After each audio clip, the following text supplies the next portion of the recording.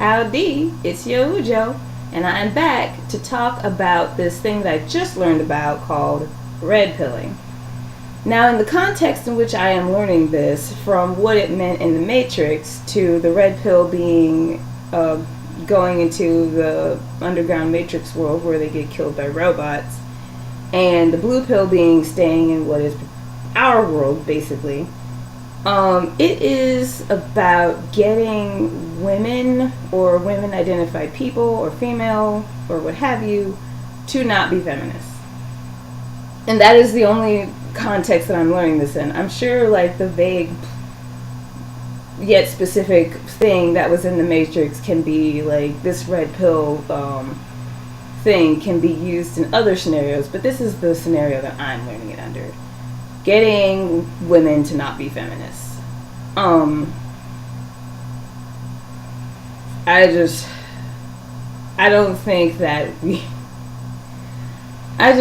laughable, it really is. Like, we have, like, it's so hard for people to, like, think outside their own box, and, like, we have to have a label for everything, and if you, in the first video that I saw was like about how this person has gone through their experiences, and the second video that I saw was how to indoctrinate someone else into not being a feminist. A woman talking very third person about other women and telling men how to get the women in their lives to not be feminist anymore. I know, sounds ridiculous. It is ridiculous, but first of all, I don't think anyone would talk to their mothers a certain type of way. And second of all, the video is also very focused on relationships, and I don't think you'd want to talk to your sibling or cousins that kind of way. And I can meet you halfway with the first video. You go through your experiences, you talk to your people, and you change the way that you think. And that's what a lot of us have already done. Most of us don't think the same way that we did when we were 10. Like, eating mud isn't cool anymore.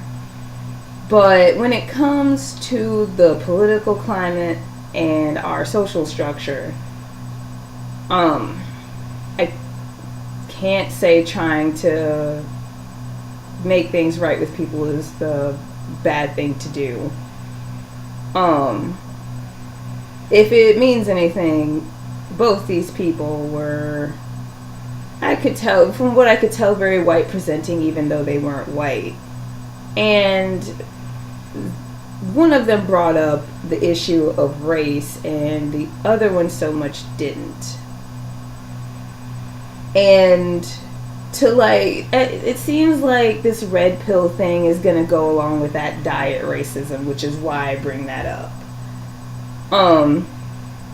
Trying to get, like, a truth out of something. Like, what is the truth? And now I'm questioning, as I'm even saying this, like, what, like, the other video that I saw that was more trying to get men to indoctrinate women out of being feminists was, like, well, among other things, it was very,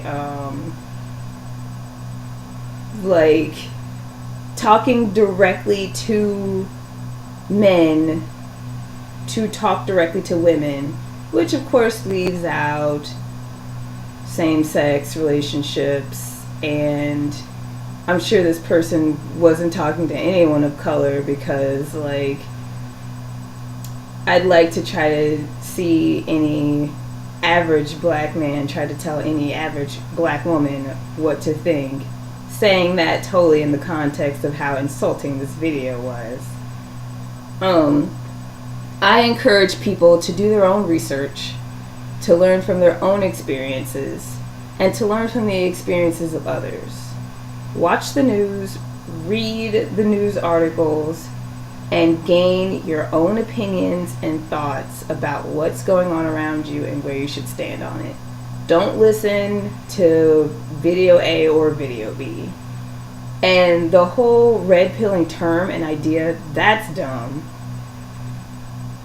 people should be allowed to think on their own without having even a label on that. Like, why put a label on that? That's stupid. Just accumulate your own ideas and morals and think what you want to think and do what you want to do and act on what you believe is right. And if you go through life and you change your opinions and actions about some things, that's normal. That's how life works. That's change. That's what life is. Of course, I can't endorse that you would do anything to hurt women, like want to take away any of their rights. What I can endorse is true free thinking. And what I always endorse is a humane treatment of people. How about we stop using these labels and putting people in these little boxes and deciding who gets what rights based on whatever's going on with them, be it the color of their skin, what's going on in their pants, what's going on in their heads, what's going on top of their heads, or anything like that. Like, what even is, like, gender and these stereotypes that we're supposed to be trying to enforce? And what really gets me, and it's every argument that an anti-feminist person wants to use, what really gets me is the parental rights thing. Yes, as a feminist, I will say that women getting parental rights over their children completely in disregard of that individual's ability or capacity to be a proper parent is absurd. But we need feminism to counteract those stereotypes that women are all goddess nurturing and don't have anything wrong with them and are the best parents by default. That is what I think. And I'm not saying that to try to indoctrinate anyone. I'm saying that to throw that in because of my experiences. I was raised in a majority woman and I would say matriarchal household. We may not have been formally matriarchal with having the men take the women's last names, but in design, both sides of my family were very matriarchal. The women made all the decisions, made all of their own choices, and were very successful business people. I can't say so much for some of the men, but the women in my family were very successful, powerful, and made the family decisions.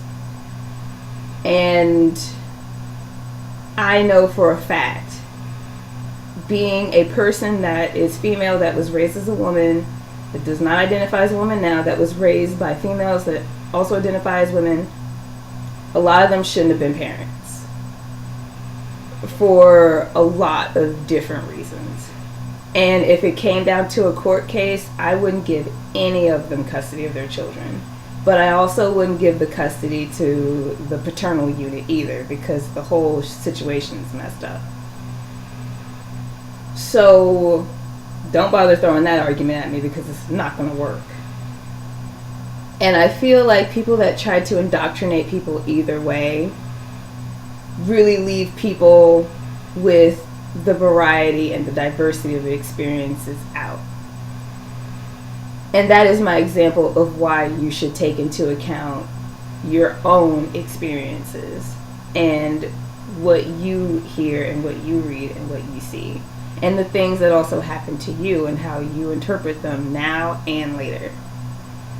So that is it for me for now, but you will see me again very, very soon. See you later.